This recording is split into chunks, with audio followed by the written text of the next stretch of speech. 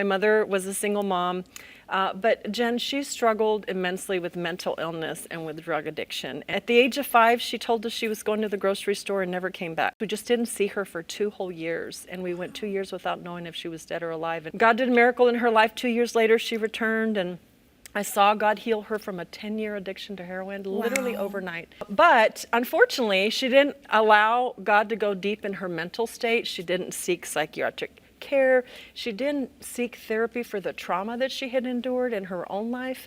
And, you know, dysfunction breeds dysfunction, and abused people abuse people. That's right. And so although she was saved, and she moved us to Austin, when I was almost 10, we moved to Austin, and she was a co-pastoring a little church in East Austin back in the hood.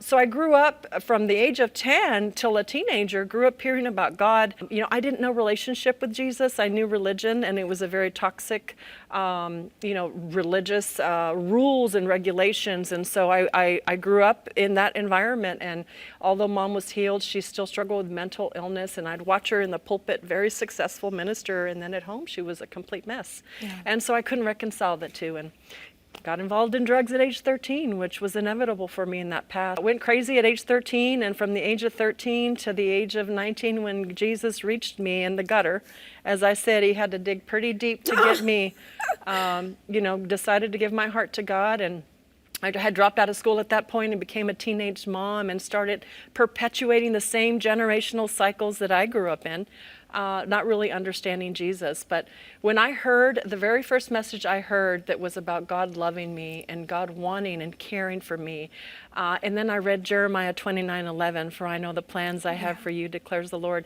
Jen, when I began to understand that all the things that had happened to me were not God ordained. God never intended.